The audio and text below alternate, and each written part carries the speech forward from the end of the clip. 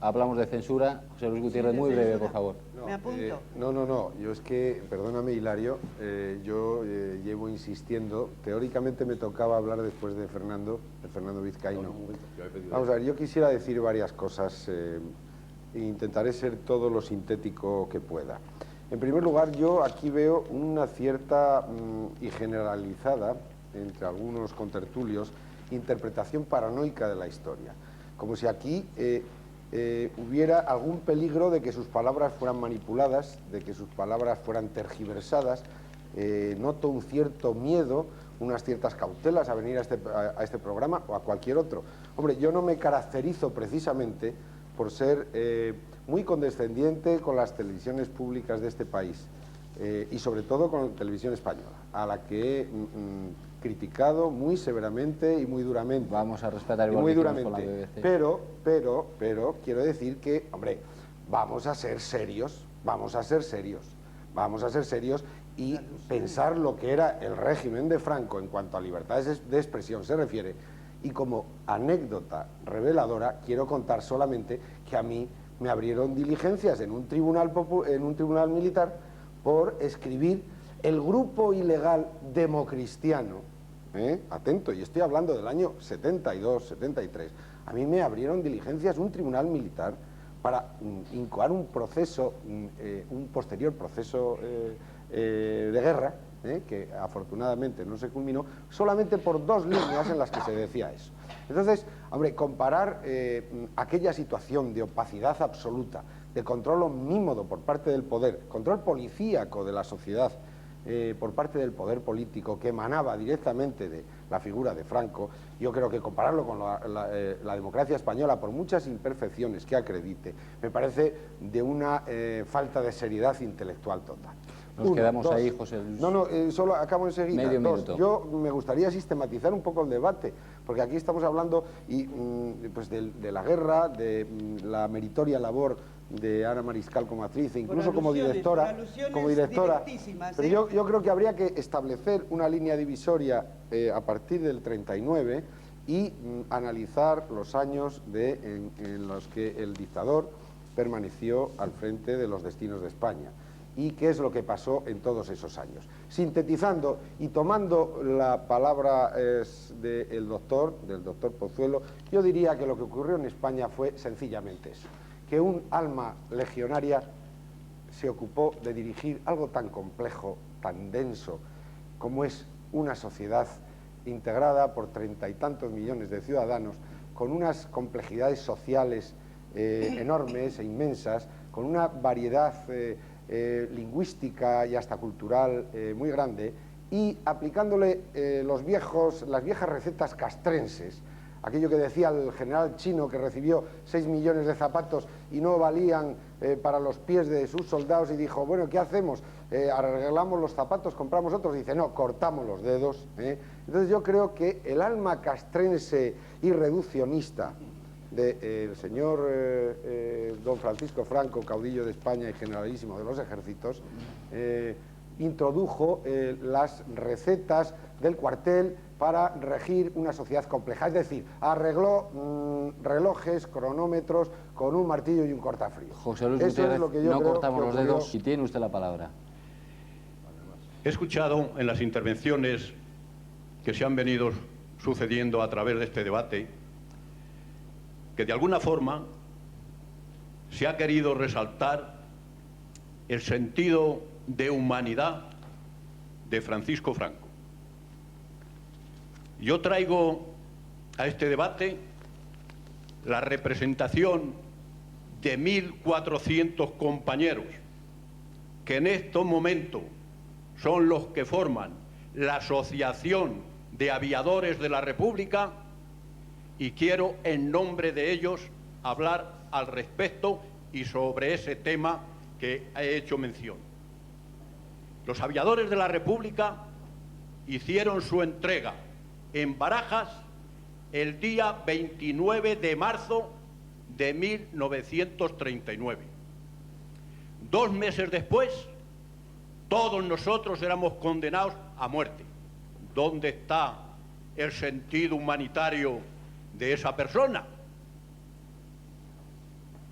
estuvimos en Valencia condenados a muerte 7 meses.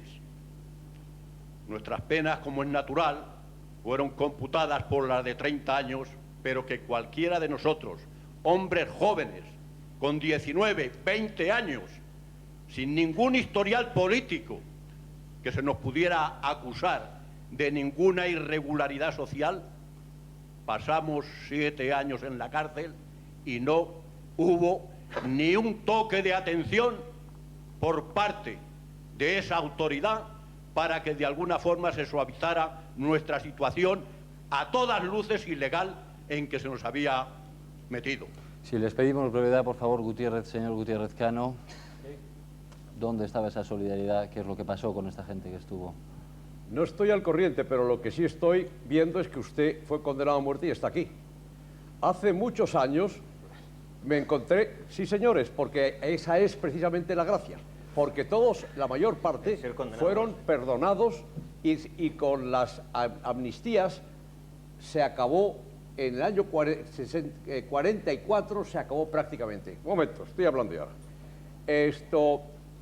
Yo le he dicho en Londres a un inglés que hablaba mal de Franco, como es usual en los ingleses, y le dije, ¿usted conoce a alguien en Inglaterra que haya estado condenado a 3 penas de muerte y esté vivo? Me dijo, eso es imposible. Pues nosotros sí lo hemos visto.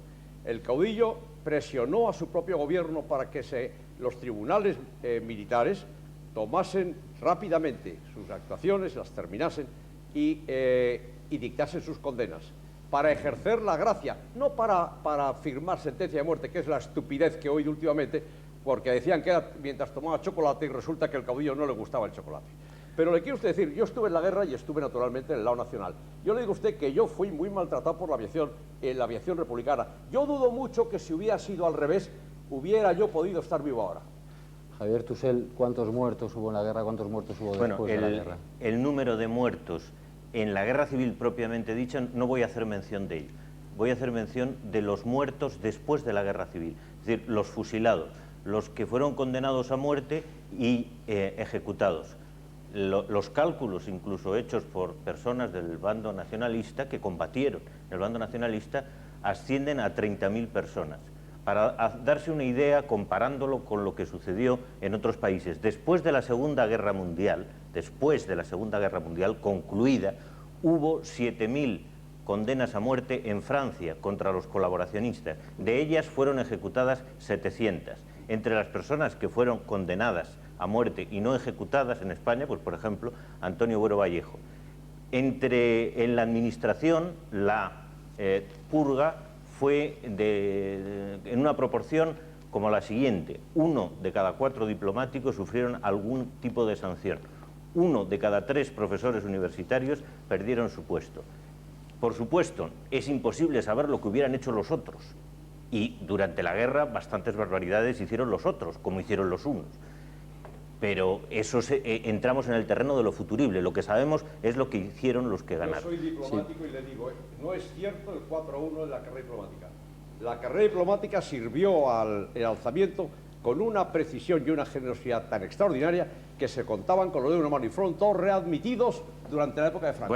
Bueno, yo soy testigo de ello. Fueron muchos sancionados durante periodos temporales cortos.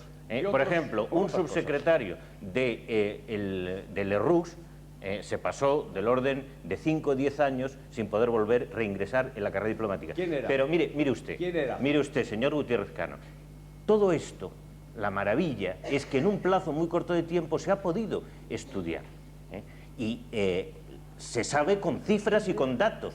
Agramonte, se llama Agramonte. Sí, señor. Y yo ingresé el 46 en la carrera diplomática. No. Sí, señor. No.